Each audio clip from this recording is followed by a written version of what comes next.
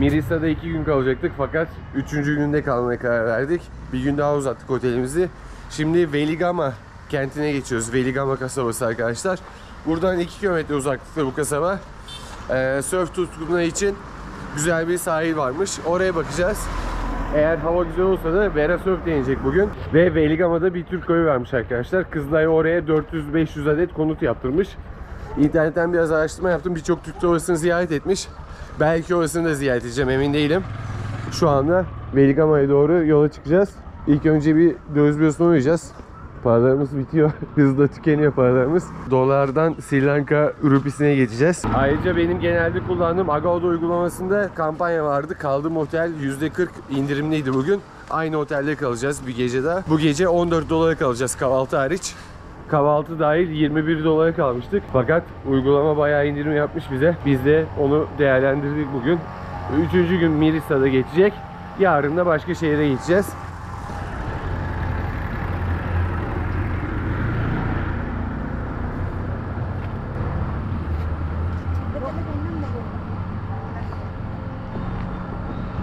Günaydın. Nasıl gidiyor? İyi gidiyor. Nereye gidiyorsun? Veligama. Ne yapacaksın orada? Surfing. Oho. Kolay gelsin. Maybe. I'm not sure. Is bus station. Bus station. Tamam.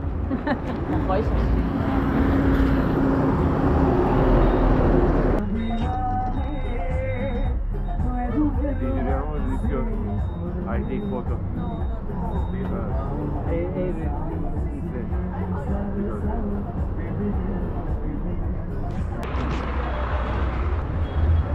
Veligama'ya hoş geldiniz. Hoş bulduk canım, teşekkür ederim. Yol üstünde bir telefon mağazasına gittik. iPhone sorduk Vera için. iPhone 16 730 dolarmış arkadaşlar. iPhone 15'te 710 dolar. Ve an itibariyle Veligama Surf Beach'teyiz arkadaşlar. Bakın birçok insan burada surf yapıyor. Biz de soracağız, soruşturacağız. Good morning, hi.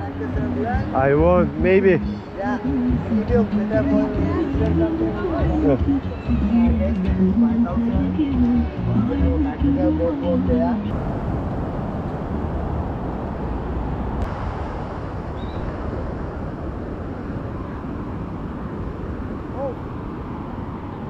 Vera'ya surf okulu bulduk arkadaşlar. Surf okulumuz tam burada. 5000 rupiye 1,5 saat surf eğitimi alacak. Ben de kahvemi aldım, karşıda oturacağım. Şimdi birazdan derslerimiz başlayacak. Ben biraz burada takılacağım, daha sonra Vera'ya eşlik edeceğim. Ve bu eğitim 1,5 saat sürecek arkadaşlar. Yarım saati burada teorik gerçekleşecek, anlatım olarak. 1 saatte okyanusta eğitim alacak. Vera'nın daha önceden tecrübesi var ama yine pekiştirmekte fayda var dedi. Şimdi arkadaş anlatıyor ona.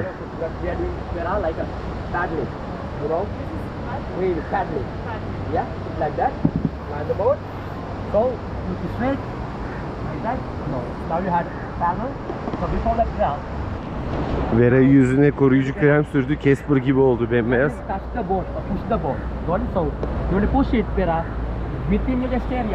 Bol şans, see you. Bye bye. We go to India. India? Okay, cool.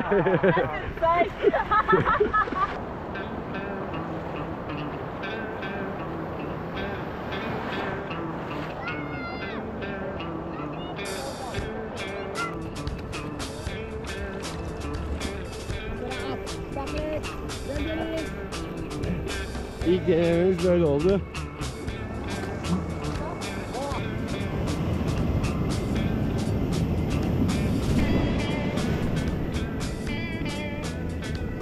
Ben de her dalga geldiğinde zıplamak zorunda kalıyorum. Bakalım ikinci denememiz nasıl olacak?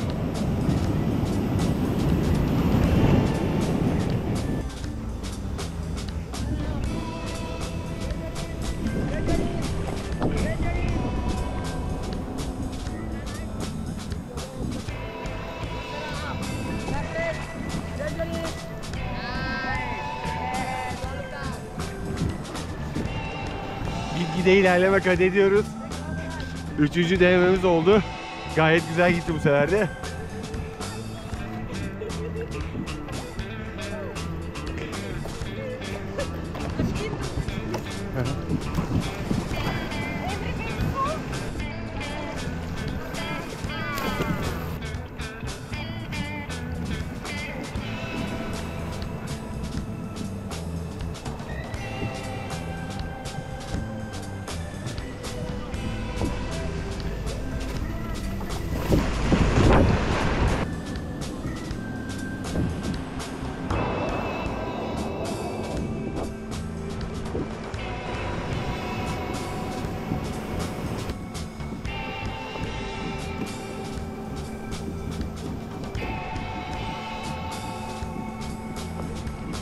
Ve 5. denemede arkadaşlar hiç düşmeyen sahile kadar ulaştı. Gerçekten harika. Süper. It was very good. Yeah. Do you like it? Yes, of course. Surf hocası da tebrik etti onu. Devamı da gelecek. Daha güzel yapacağından hiç şüphem yok. İlk birkaç adım ayağa kalkmak çok zor oluyor. Onun dışında sürerken fazla zorluk çekmiyor ama önemli olan ayağa kalkmak burada. İşin en zor kısmı ayağa kalkmakmış.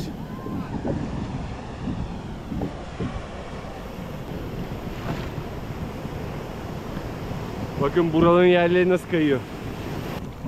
Ve bir deneme daha yapacak. Daha sonra ben de sahile geçeceğim.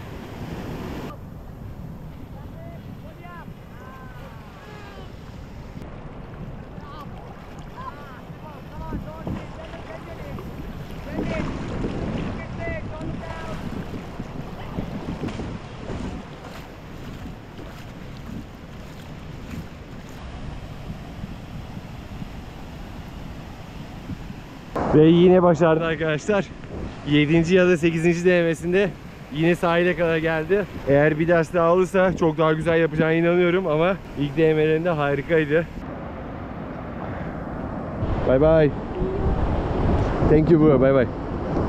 Ve sahilden ayrılıyoruz arkadaşlar. Vera 1,5 saat surf yaptı burada eğitimle beraber toplamda. Şimdi şehir merkezine gideceğiz. Otobüs durağına. Daha sonra da Mirisa'da olacağız. Veligama sahiline sadece surf yapanlar geliyor. Mirisa'dan sadece 2 kilometre uzaklıkta bu alan. Mirisa'da kalıp Veligama'ya çok rahat şekilde gidip gelebilirsiniz bizim gibi. Sadece bir 15 dakika yol sürüyor. Veligama da çok güzel bir yer ama Mirisa çok daha turistik tabi. Orada seçenekler çok daha fazla. Vera bayağı yoruldu. Şimdi öğlen yemeği yiyeceğiz Mirisa'da. Dün akşam gittiğimiz restorana gitmeye karar verdik. Çünkü gerçekten çok lezzetli ve uygun fiyatlıydı restoran. Tam da otelimizin yanında. Daha sonra da Mirisa'da belki sahil turu yapacağız. Henüz karar vermedik. Bakın bu alanda adım başı surf okulları var arkadaşlar. Burada 4-5 günde ders alabilirsiniz. Ya da bizim gibi sadece bir günde ders alabilirsiniz. Bu arada gittiğimiz yerle de muhabbet ettik biz. 1,5 saat surf eğitimi her yerde 17 dolar, 5000 rupi. Gördüğünüz bütün okullarda fiyatlar sabitmiş. Hani daha ucuzunu bulur mu diye tekrar sormanıza gerek yok. Ve Ruslar her yerde arkadaşlar. Burada Rus eğitmenler de var. Yolunda birkaç kişiye denk geldik. Çalışıyorlar burada. Surf eğitmenliği yapıyorlar. Ve ilk geldiğimiz noktaya Veligama şehir merkezine ulaştık. Şimdi otobüsü bekleyeceğiz arkadaşlar. Otobüsü birkaç dakikayla kaçırdık. Belki de kaçırmadık. Şansımızı deneyeceğiz. Let's go.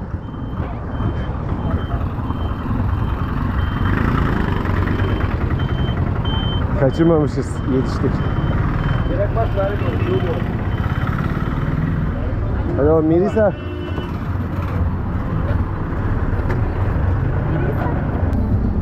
Ayvon.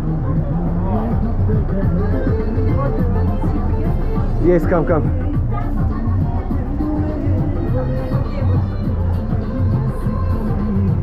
Hayret, ilk defa bir boş otobüs görüyorum Sri Lanka'da. Genelde ağzına kadar çakılı olur bu otobüste ama burada ilk defa boş bir otobüs gördüm. Ve Sri Lanka'da her otobüste farklı bir konsept oluyor. Kimisinin akvaryum konsepti oluyor. Kimisi böyle ışıl ışıl oluyor. Şu anki konseptimiz de böyle dağlık taşlık ormanlık alanlar. Sarı. Her şoför kendi yaşam tarzına uygun konsepti yapmış bu Sri Lanka'da otobüslerde. Bu yüzden içerisi rengarenk. Vera bazen crazy bus diyor, çılgın otobüs diyor. Bazen night club bus diyor, gece hayatı otobüsü diyor. Öyle değişik otobüslerle karşılaşmanız mümkün. Sri Lanka'nın her yerinde bu böyle. Ve felaket hızlı kullanıyorlar bu otobüsleri. Havalı kornaları var zaten. Bu havalı kornalar 1 kilometre öteden duyuluyor. Ve an itibariyle Mirisa şehir merkezine geldik. Yolculuk sadece 10 dakika sürdü. Çok rahat geçti. Bomboştu otobüs. Dediğim gibi ilk defa bomboş bir otobüs gördük. Ve dün akşam geldiğimiz restorana geldik. Ayvon. Ben kahvaltı için roti söyledim.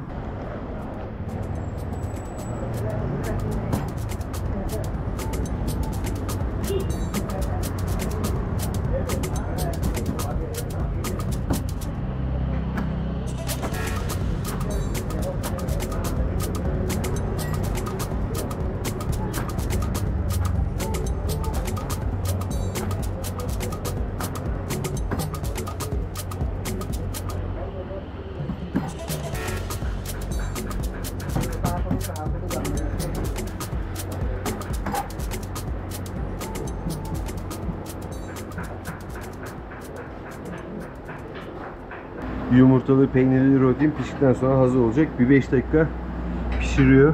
Gördüğünüz gibi arkadaşlar. Peynir olarak da bizim krem peynir tarzında peynirler kullanıyorlar. Buradaki ustam üçgen yaptı rotiyi.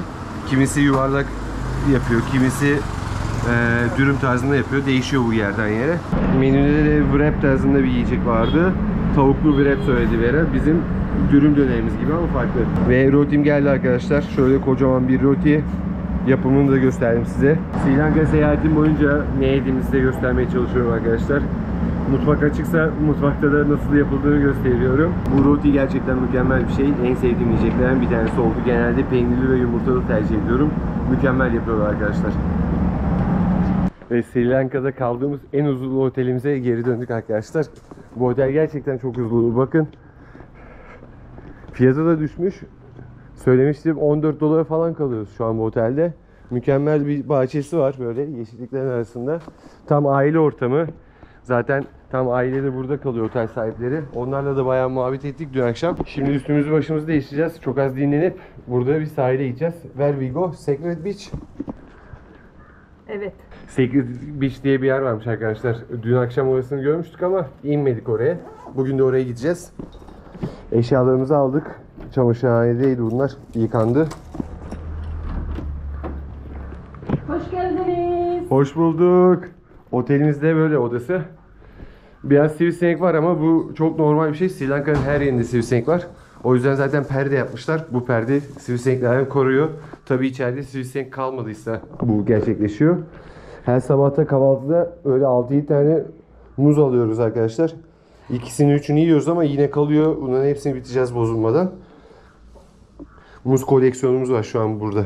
Şimdi Sacred Beach'e gideceğiz. Ama tuktukla gideceğiz oraya. Çünkü 2,5 kilometre uzaklıkta buraya. Bakalım tuktuk 800 dedi. 800 rupi dedi. 600'e indirebilirsem kullanacağız buradaki tuktuku. Bro, we find 600 Sacred Beach. If you want, we can go with you. 600. Very big mountain, sir. Yes, I know, but we was come yesterday 500. 600 last price. Buy it, huh? Give me 700 last price. 700. 650 Vera. Okay? 100 very easy. 650. 650. We don't have too much money. 700. 600. Okay, let's go seven.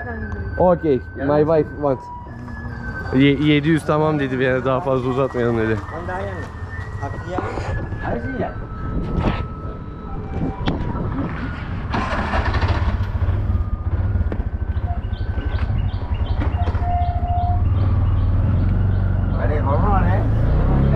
Bizim mahallenin tuttukçusu bu. Kaldığımız otelin hemen köşesinde duruyor. Her gün selamlaşıyoruz. O yüzden dedik ki para yabancıya gitmesin. Ya tepede kalıyor gideceğimiz yer. Tepeye çıkmak biraz para, benzin harcıyormuş. O yüzden yüksek fiyat biçiyorlar. Yoksa 2,5 kilometrenin fiyatı 400 rupi falan normalde. Maybe here. Okay. I will come very fast.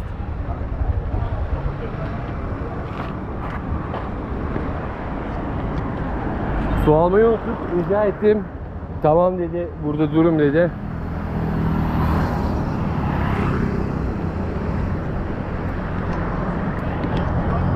Şimdi marketten suyumuzu alacağız. Belki gideceğimiz yerde yoktur.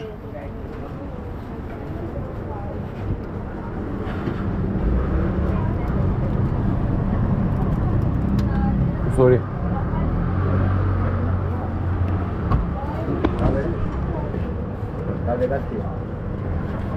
Hi, Ayboğan. Bir de en sevdiğimiz içeceklerden alalım. Şunları gerçekten sevdik. Vera da çok sevdi. Çok geldi. Thank you. Burası da mahalle bakkalından biraz büyük bir market arkadaşlar. Yerel halkın kullandığı bir market. Bakın 2 tane kasiyer var. Patron burada hesap yapıyor. Hello, hi.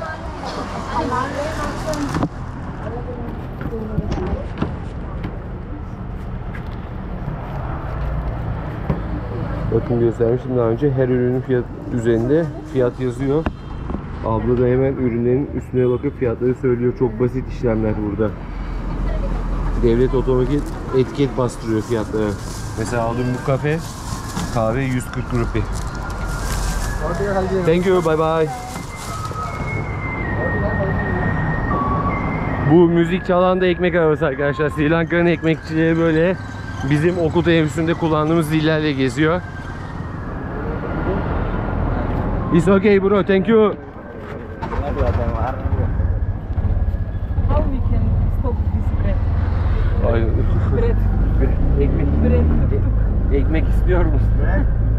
Yes. Ah, he stops sometimes. No, let's go. No, it's just Yes. interesting.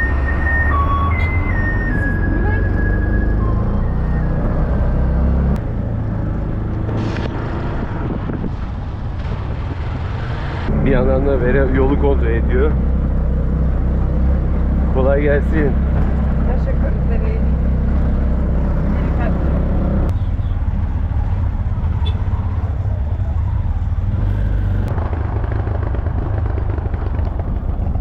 Ve sahile geldik arkadaşlar. 2-3 dakikada adam bizi buraya getirdi jet hızıyla. Sacred Beach. Buradan giriliyormuş. Bakalım nasıl bir yer bizi bekliyor. Çöp koymuşlar sahilin geçişine, leş gibi kokuyor. Ya şu Sri Lanka'nın çöpü bizim çöpümüzden çok daha pis kokuyor.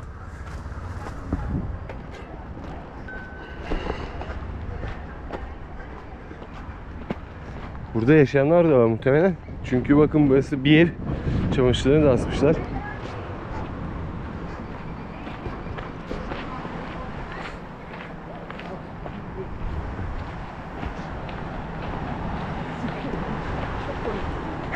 That's all. Evet, bu kadar bir yer galiba burası.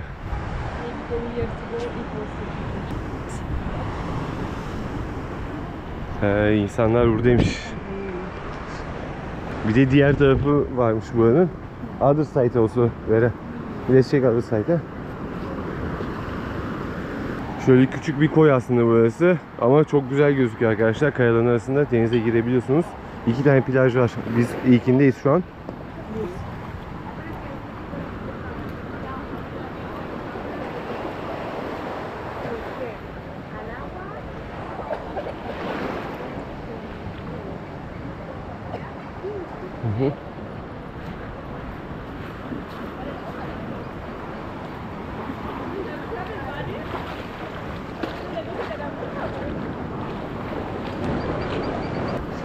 Bir de diğer tarafa bakacağız. Bakalım sahil ne kadar devam edecek burada.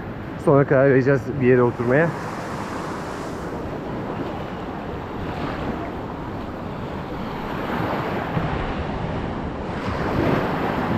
Burada kayalar dalgaları kesiyor. Yüzmek daha güzel burada serinlemek.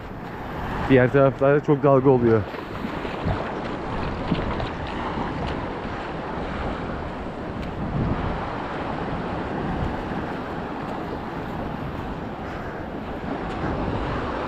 Şurada bir tane daha koy var. Küçük ama şezlong falan koymamışlar oraya.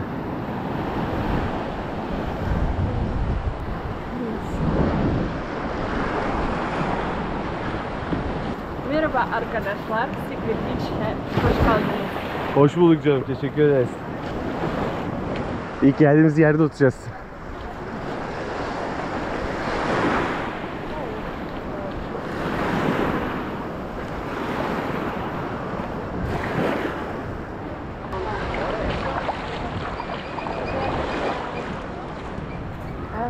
Uhr 7.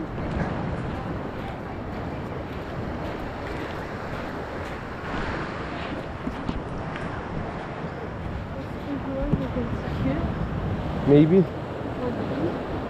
It doesn't matter.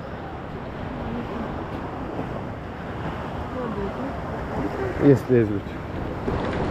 Biz de şuraya yerleştik. Şimdi içeceklere bakacağım arkadaşlar. Ne var ne yok.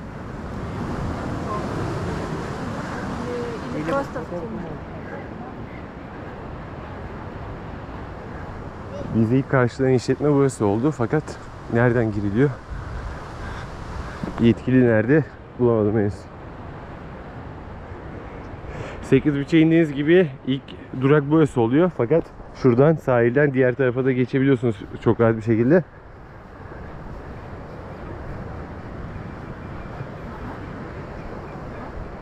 This yours mi? Okay. 4 dolar meyve suyunun fiyatı. Milkshake de 4 dolar. Smoothie var. Alkolsüz mojito var. Çok da çeşitli yokmuş aslında. Vereye bir göstereyim, o da karar versin.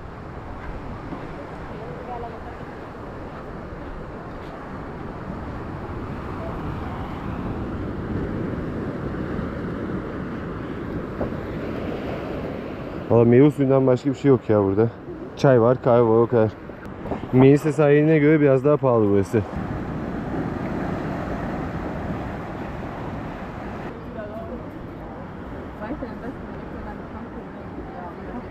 Okay, I will lemonade. Look, this one.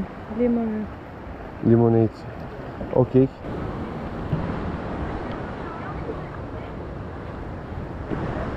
Hello. Yeah. Lemonade Okay. you have? Yeah. Cold. Yeah. Yeah. This one? And for me also pot of coffee. Pot of coffee with milk or no milk? Without milk. Without milk. Yes. Thank you. Thank you. Yeah, if you want I can pay now. No, you can pay later. Okay, thank you. Thank you.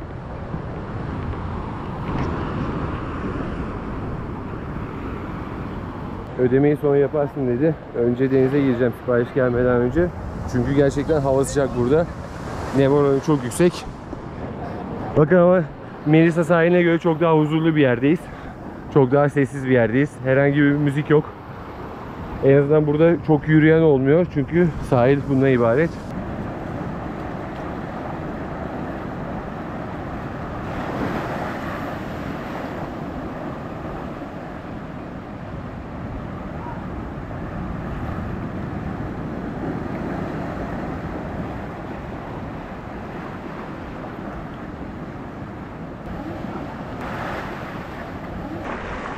Su mis gibi. Gerçekten mükemmel bir su var. Tertemiz. Hatta balıklar bile gözüküyor suyun içindeyken. Keşke maskemizi alsaydık. Maskemiz otelde kaldı. Aynı havuz gibi zaten burası. Dalga da yok. Şurada çok güzel vakit geçirebilirsiniz. Mükemmel. Gerçekten 8 Beach'i çok beğendim. Bir tık fiyatlar pahalı ama 100-200 rupi pahalı diğer Melisa sahiline göre. Bunun dışında herhangi bir sıkıntı yok. Ulaşım için de tabi para vermeniz gerekiyor. Çünkü bir yokuş çıkıp inmeniz gerekiyor buraya ulaşmanız için. O yokuşta bahsettiğim Melisa Viewpoint, dün gittiğimiz manzara izleme noktası arkadaşlar. Orası da güzel ama orada çok sivrisinek vardı. Onun yerine Coconut Hills derim ama orası da kalabalık oluyor. Yani ikisinin de ayrı bir şeyi var, aslında dezavantajı var. Benim tercihim Coconut Hills olurdu. Bunun dışında da siparişimizi verdik, kahvemizi içeceğiz burada. Tabii yanınıza içecek de getirebilirsiniz ama içecek getirdiğinizde tabii şu şezlongları kullanmıyorsunuz. Yani buradan içecek almanız gerekiyor. Ekstradan kimse sizden şezlong parası talep etmiyor burada. Bu çok güzel bir şey çünkü şu anda Antalya'da herhangi bir plaja gittiğinizde, herhangi bir beach'e gittiğinizde sizden 500 TL'den başlayan bir şezlong ücreti isteyecekler ya da harcama limiti isteyecekler. Öyle bir şey yok burada. 800 toplamda verdiğiniz sipariş 1600 rupi, yani yaklaşık 5 dolara 4 dolara burada gününüzü geçirebilirsiniz. Tabi yiyecek hariç. Ayrıca bu restoranda yiyecek yoktu. Belki diğerinde vardır, şuradaki Aziler'kinde, ama bizim geldiğimiz restoran beach'te, sahilde, restoran demeyelim, plajda yiyecek yok arkadaşlar. Sadece içecek menüsü vardı. Tabi biz yemeğimizi yedik geldik. Sri Lanka bayrağı neredeyse her plajda var arkadaşlar. Burada muhtemelen rüzgarın yönünü bayrakla belirliyorlar.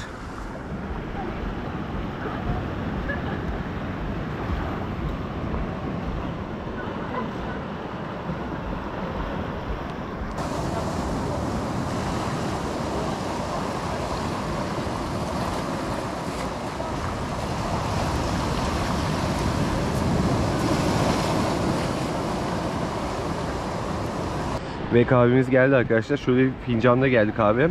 800 rupi, yaklaşık 2,5 dolar civarı bu kahvenin fiyatı. Öyle bir ortamda.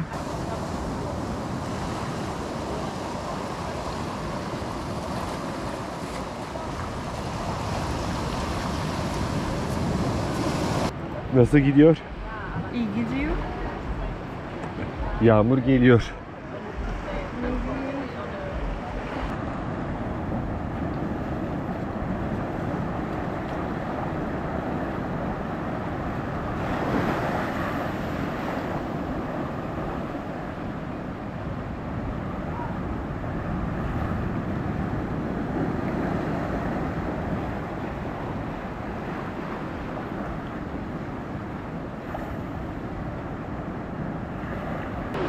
Burada hava bayağı karardı. Muhtemelen birazdan yağmur yağacak. Biz de toparlanmaya başlıyoruz. Bakın herkes toparlanmaya başladı burada. Muhtemelen bayağı bir şiddetli yağmur yağacak burada. Bakın hava kapkaranlık oldu bir anda. Ve ben de hesabı ödemeye gidiyorum. Çünkü her an kaçabiliriz buradan hızlı bir şekilde.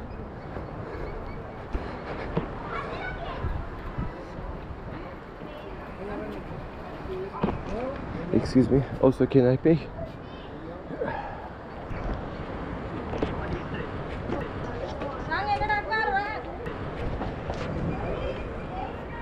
Rain coming, huh? Rain. We drink one coffee here and one. Yes. İçerisinde böyle baraka yapmışlar, çok güzel. Buranın işletmecisi aynı zamanda burada yaşıyormuş. Öyle dedi. Bakın bir anda sahil boşaldı arkadaşlar. Kimse kalmadı.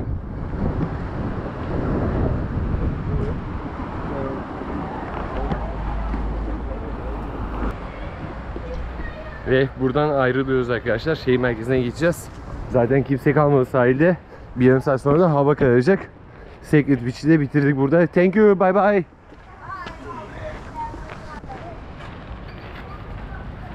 İnsanlar burada çöpleri de hep yakıyor arkadaşlar. Çünkü çöp kim bilir nerede. Bazen de böyle kötü kokular alabiliyorsunuz. Ve dün geldiğimiz gün batım noktasına geldik. Hemen zaten Sacred Beach'in yukarısında kalıyor bu noktada. Burada parti varmış, gün batımı partisi, ama mekan neredeyse hiç iş yapmıyordu. Belki bugün biraz kalabalıktır. Bir bakacağız buraya kadar gelmişken. Dün orada çalışan çocuk söylemişti yarın da gelin diye.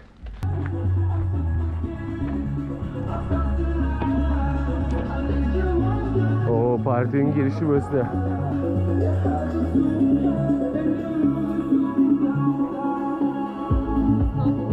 Yes, I think yes. You can ask, they are from Russia.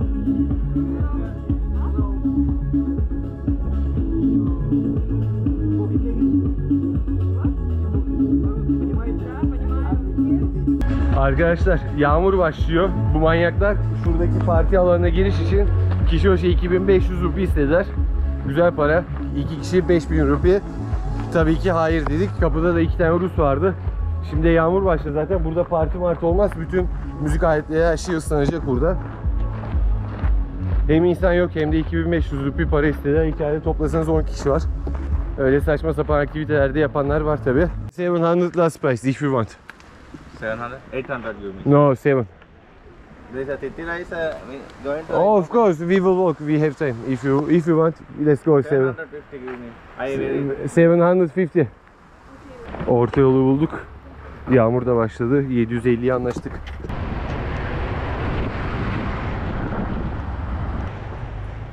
Miris tarifi son akşam yemeğimizi yine aynı restoranda yiyeceğiz. Çünkü burasını çok sevdik. Çalışanlar gayet güzel, güler yüzlü.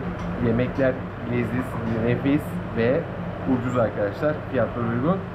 Buradan sonra da otelimize geçeceğiz. Bu gece dinleneceğiz. Yarın yolculuğumuz var.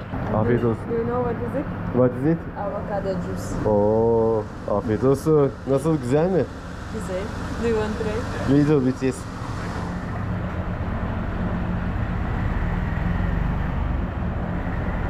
Good, very good. Enteresan. Tavuk şavarma söyledim arkadaşlar. Şavarma diye geçiyor buradaki dürüm. Vera da tavuk salatası söyledi. Bununla yiyeceğiz bu akşam. Afiyet olsun.